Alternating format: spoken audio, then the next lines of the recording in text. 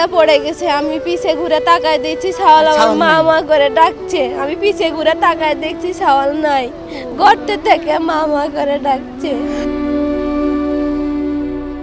27 December 2014, মানে 10 বছর আগে 600 ফুট গভীর নলকূপে পড়ে গিয়েছিল 4 বছরের শিশু জিহাদ। তখন দেশের মানুষ রাতভর তাকিয়েছিল উদ্ধার অভিযানে। 24 ঘন্টা পর উদ্ধার হলেও জিহাদ এই দুনিয়া ছেড়ে চলে গিয়েছিল। সেদিন অনলাইনে যারা ছিল তারা সবাই এই দৃশ্য দেখার পর চোখের পানি ফেলেছে।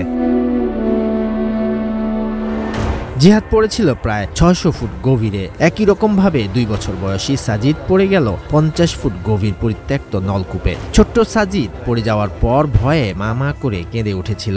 কাঁদতে কাঁদতে শুকিয়ে গেছে চোখের পানি। ছোট্ট হাত পাগুলো দিয়ে হয়তো মাটি আঁকড়ে ধরেছে। আর এদিকে অসহায় মা কপাল চাপড়ে শুধু কাঁদছেন। সাজিদকে উদ্ধারের জন্য টানা 24 ঘন্টা ধরে প্রাণান্তকর চেষ্টা চালাচ্ছে স্থানীয় বাসিন্দা, পুলিশ সহ ফায়ার সার্ভিসের কর্মীরা।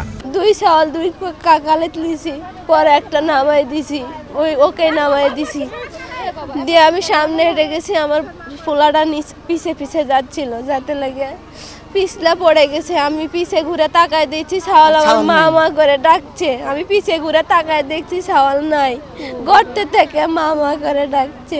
মায়ের পেছন পেছন হাঁটছিল শিশুটি, কিন্তু তারপর পলকের মধ্যেই সেই সাধারণ দৃশ্যটি রূপ নিল এক দুঃস্বপ্নে। হঠাৎ গভীর নলকূপে পড়ে যায় শিশু সাজিদ। পড়ে যাওয়ার অনেক পরে আসে ফায়ার সার্ভিস। নলকূপের পাশে ভেকু মেশিন দিয়ে গর্ত করে সেখানে সুড়ঙ্গ তৈরি করে উদ্ধার কাজ চলছে। সার্চ ভিশন ক্যামেরা দিয়ে তাকে দেখার চেষ্টা করা হয়েছে। বাঁচাতে অক্সিজেন সহ সেখানে ভেন্টিলেশনের ব্যবস্থাও করেছে ফায়ার সার্ভিসের কর্মীরা। আর মা আবার আসছিল সাইলেলিয়া ওটা ট্রলিটা ঠেলে দিতে দিয়ে আসে, দেখে তো একটা ছেলে কুলে নিয়ে যাচ্ছে। ট্রলিটা ওখানে বাইলকে নামা ফেলে দিছে। ট্রলিটা নিয়ে আসে ছেলে একটা কুলে, আর একটা লিয়া একটা ছোটো ছেলে আর ছোটো ভাই কুলে আসে। আর মাজলা ভাইটা এই গর্তের ভিতরে পিছলে পড়ে গেছে। মায়া দেখে তার ছেলে না, এখন গর্তে থেকে মা মা করে ডাকছি। ফায়ার স্টেশন থেকে একটা সময় খবর পাই আমরা জনবল নিয়ে টার্নআউট নিয়ে আমরা আসি, এখানে ঘটনাস্থলে আসি। গভীর একটা নলকূপে একটা ছোট বাচ্চা পড়ে গেছে, আওয়াজ শোনা যাচ্ছে আর কি। লাগলে সাইডে হয়তো গর্ত করে তারপর উদ্ধার করা যাবে। আমাদের ফায়ার ব্রিগেড থেকে আমরা 3টা ইউনিট, চাঁপাইনবাবগঞ্জ, রাজশাহী এবং তানোর, আমরা 3টা ইউনিট এসে আমরা এখানে কাজ করছি। সাজিদকে হারিয়ে দিশেহারা মায়ের চোখে অঝরে ঝরছে কান্নার স্রোতধারা। ঘটনাস্থলের পাশে অবস্থান করা হাজারো লোকেরা জীবিত ও সুস্থভাবে যেন সাজিদকে উদ্ধার করা হয় এজন্য দোয়া করছেন। কালকে বিকাল 4টা থেকে আমাদের উদ্ধার অভিযান শুরু হয়েছে। বর্তমানে আমাদের 8টা ইউনিট উদ্ধার কাজে ব্যস্ত আছে।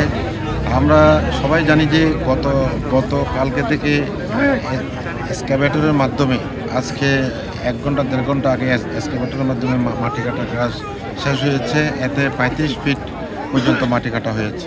তা আমরা কালকে আমাদের সার্চ ভিশন ক্যামেরা দিয়ে আমরা দেখলাম যে আমরা ভিকটিমের সাথে আমাদের দেখা হয় নাই। আমরা অনুসন্ধান চালাচ্ছি ওখানে কোনো আটকা পড়ে আছে কিনা। তো এর মধ্যে যদি না পাই তাহলে আবার 35 ফিটের পরে যে আন্ডারগ্রাউন্ডে চেষ্টা করতে হবে। এত গভীরে উদ্ধার কাজ, এত সরু পথ দিয়ে এটা মাটি কাটা ছাড়া এটা সম্ভব না। আমরা কিন্তু অন্য পদ্ধতি আমরা করতে পারতাম। ভিকটিম আমাদের উদ্দেশ্য ছিল ভিকটিমটা আমরা মানে অক্ষতভাবে আমরা উদ্ধার করার আমাদের চিন্তা ভাবনা ছিল।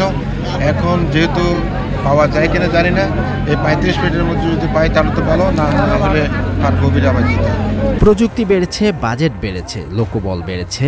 উদ্ধার দল পৌঁছাতে, ব্যবস্থা নিতে, অভিযান শুরু করতে কেন এত সময় লাগছে? সাজিদকে উদ্ধারে রাষ্ট্রের সর্বোচ্চ শক্তি কি ব্যবহার করা হচ্ছে? জীবন কি এতই সস্তা, নাকি দায়িত্বশীলতার জায়গাটাই হারিয়ে গেছে? এমন সব প্রশ্নের জবাব কি আছে কারো কাছে? শরীয়তুল্লাহ, বৈশাখী সংবাদ।